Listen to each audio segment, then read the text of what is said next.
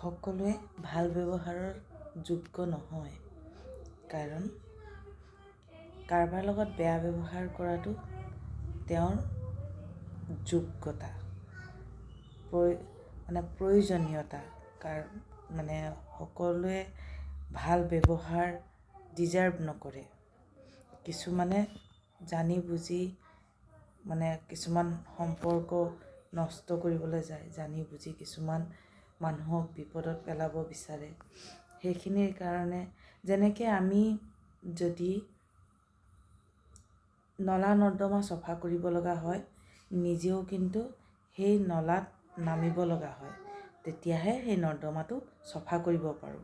আৰু যেতিয়া নিজৰ সংসাৰখনত তেনেকুৱা কোনোবা লেতেৰা বস্তু আহি পৰেহি, তেতিয়াহ'লে সেইটো চফা কৰিবৰ কাৰণে, ক্লিন কৰিবৰ কাৰণে আমাকো সেই তেনেকুৱাই ব্যৱহাৰ আৰু তেনেকুৱাই কৰি পেলাই নিজেও সেই নৰ্দমাত নামিব লগা হয়।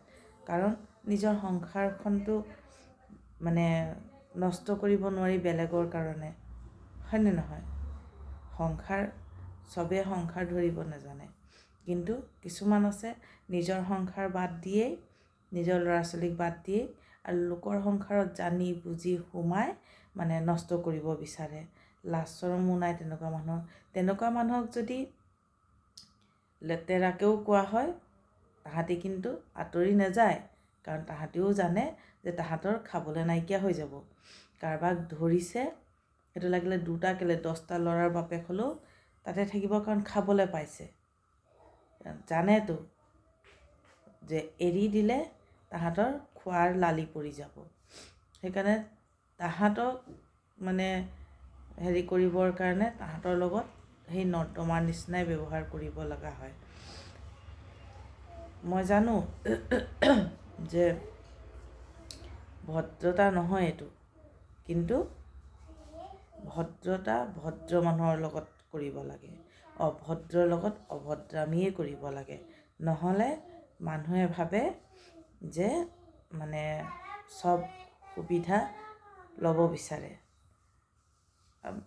আপোনালোকে নিজে ভাবক, কিমান তলৰ হ'ব লাগিব যে জানে যে হাজবেণ্ড ৱাইফৰ মাজত ৰিলেশ্যন ভালেই আছে, এটা ল'ৰা থাকোঁতে আৰু এটা ল'ৰাও হৈছে, তাহাঁতৰ মাজত ৰিলেশ্যন ভাল, তেতিয়াহ'লে সেই সম্পৰ্কত জানো থাৰ্ড পাৰ্টি হিচাপে বা ৰাখেল হিচাপে হওক, তাৰ বাহিৰেতো একো ক'ব নোৱাৰি না সেইখিনি মানুহক।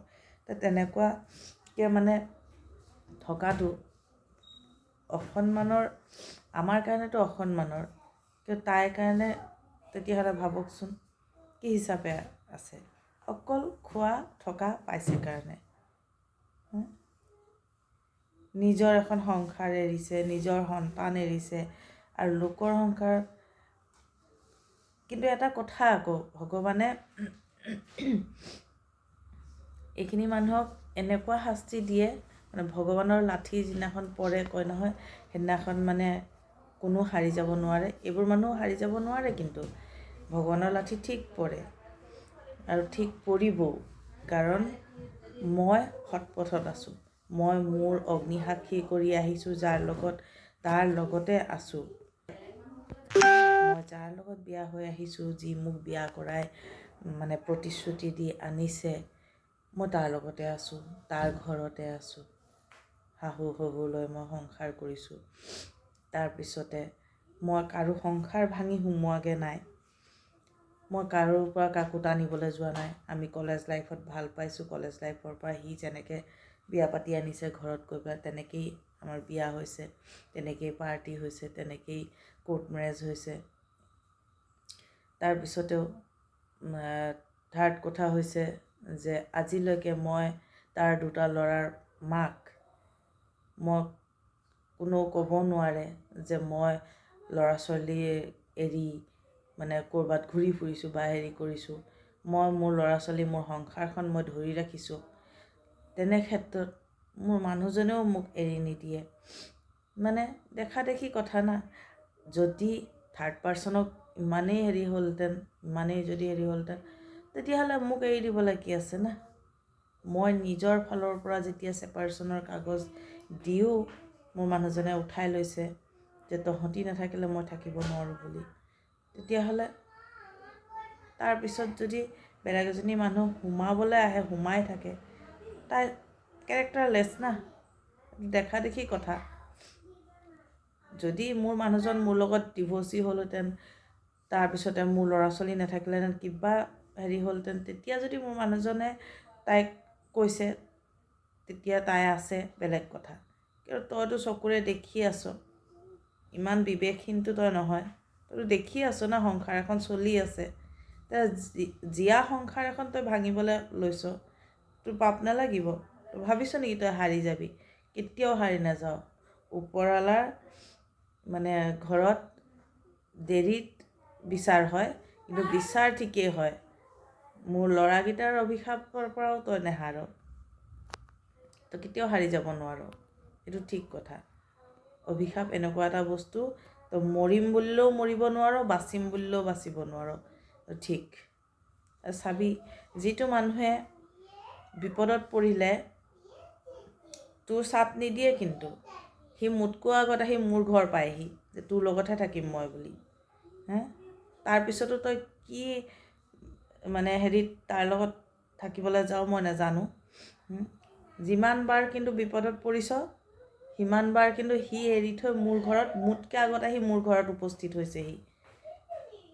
সেইটোৱে প্ৰমাণ যে মতা মানুহ যিমানেই যি নকৰক লাগিলে বাহিৰতো বাহিৰতে, আৰু নিজৰ ঘৈণীয়েক ল'ৰা ছোৱালী তাৰ কাৰণে প্ৰথমেই, ঠিক আছে। থাৰ্ড পাৰ্চনেই থাকিব, আৰু ঘৈণীয়েক ল'ৰা ছোৱালী সদায় নিজৰেই থাকে।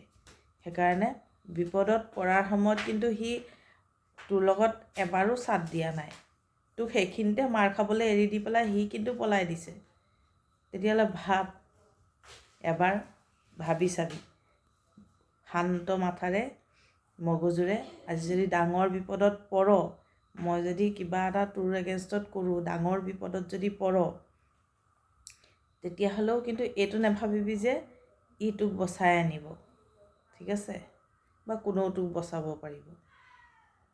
কাৰো ইমান সাধ্য নাথাকে যে লিগেল ৱাইফে কিবা এটা মানে হেৰি কৰিলে তোক বচাই আনিব পাৰিব। গতিকে এবাৰ ভাবি চাবি, মই ভাল মুখেৰে তোক বুজাইছোঁ, ঠিক আছে। ভালকৈ ভাবি চাবি কথাখিনি, যে বিপদত পৰাৰ সময়ত তোৰ গতিটো কি হৈছিলে। মোৰ মানুহটো তোৰ ওচৰত আছিলে নে পলাইছিলে? তই আজিও বিপদত পৰিলে কিন্তু মই 100% কি 200% গেৰাণ্টি দি ক'ব পাৰোঁ, আজিও তই এই মুহূৰ্ততো যদি তেনেকুৱা বিপদত পৰ, মোৰ মানুহটো মোৰ ওচৰতে আহি থিয় হ'বহি, তোৰ ওচৰত নহয়। কিন্তু এইটোৱে হৈছে ৰিয়েল ৱাইফ আৰু ৰাখেলৰ মাজৰ তফাত।